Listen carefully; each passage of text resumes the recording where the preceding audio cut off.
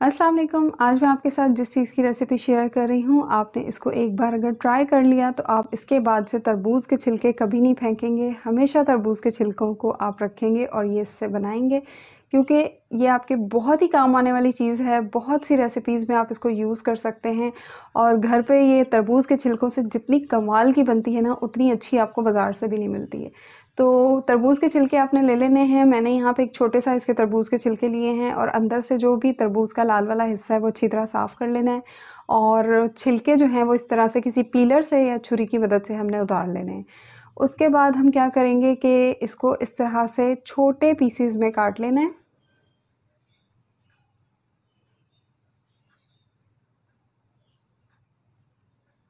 तो इस तरह से छोटे-छोटे पीसेज़ में हमने इसको काटना है और अगर आपको रेसिपी वीडियो अच्छी लगे तो प्लीज़ लाइक कर दीजिएगा।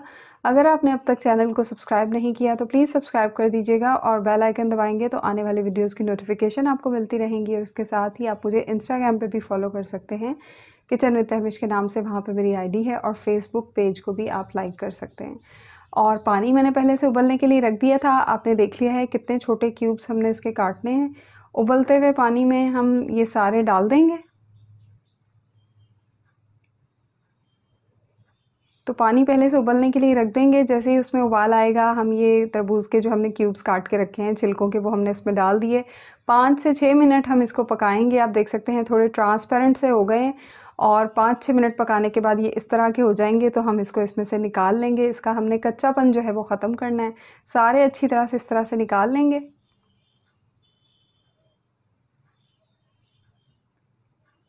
और इसके बाद हम थोड़ी देर के लिए इसको इसी तरह किसी स्ट्रेनर छलनी पे डाल के रख देंगे ताकि इसमें जो भी एक्स्ट्रा पानी है वो अच्छी तरह इसमें से निकल जाए।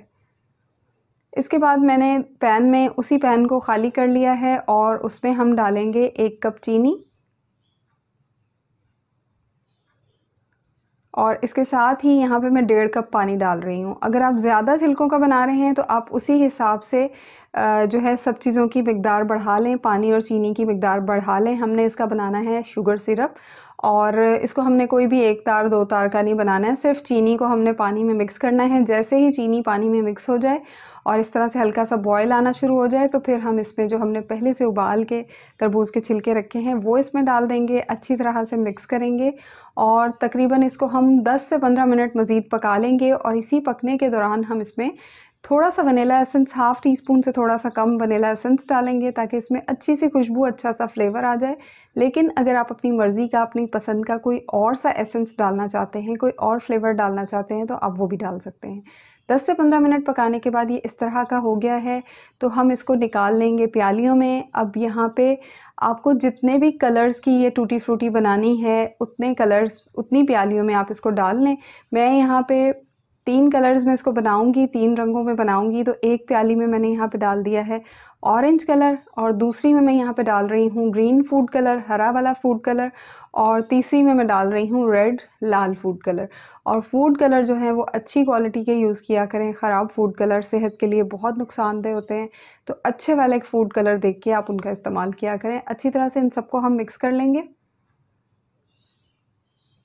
और इसके बाद इसको इस तरह से कलर में डालने के बाद हम इसको तकरीबन 2 से 3 घंटे के लिए कलर के जो फूड कलर हमने डाला है इसमें हम डिप रहने देंगे इसी फूड कलर वाले शीरे में। 2 से 3 घंटे के लिए आपने इसको छोड़ना है ताकि कलर जो है इसमें अच्छी तरह से एब्ज़ॉर्ब हो जाए, अच्छी तरह से जज़्ब हो जाए।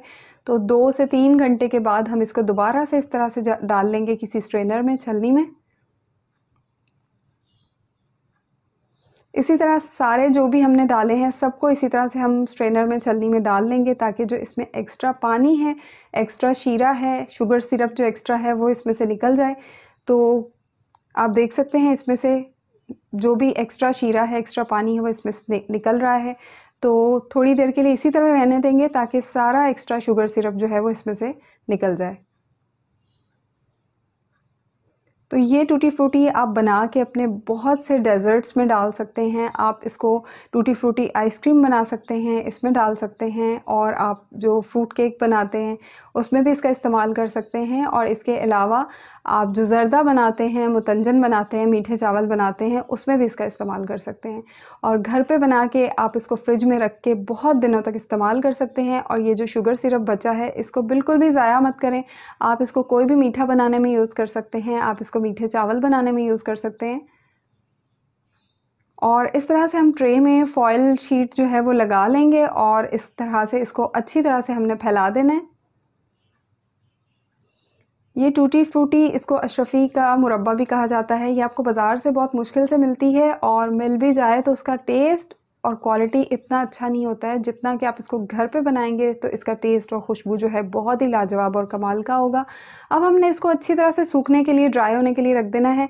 आपके मौसम पे डिपेंड करता है, आपके मौसम में मॉइस्चर है तो इसको ज़्यादा टाइम लगेगा। अगर आपका ड्राई मौसम है, खुश्क मौसम है तो ये जल्दी सूख जाएँगी और पंखे के नीचे रखेंगे तो भी जल्दी सूख जाएँगी। तो अगर ड्राई मौसम है तो 12 से 13 घंटे में भी सूख सकती हैं, ड्राई हो सकती हैं। और अगर मॉइस्चर वाला मौसम है तो फिर आपको 24 घंटे या इससे ज़्यादा भी लग सकते हैं इसको सुखाने में। और बीच-बीच में 2-3 दफ़ा आप इसको पलट दीजिएगा। आप देख सकते हैं कितनी ज़बरदस्त ये ड्राई हो गई हैं। मुझे जो है इसको सुखाने में तकरीबन 24 घंटे लग गए थे। और इसको आप अगर पंखे के नीचे रखेंगे, हवा में रखेंगे तो ये जल्दी सूख जाएँगी। बहुत ही कमाल की टूटी फ्रूटी बन के तैयार हुई है। किसी जार में डाल के फ्रिज में रखें और काफ़ी दिन तक आप इसको इस्तेमाल कर सकते हैं। और अपने मीठों को, अपने खानों को, अपने डेज़र्ट्स को इससे स्पेशल बना सकते हैं। मैंने उसी शुगर सिरप का इस्तेमाल करके मीठे चावल बनाए हैं। ट्राई कीजिएगा, अच्छा लगे लाइक कीजिएगा, दुआ में याद रखिएगा। अल्लाह हाफ़िज़।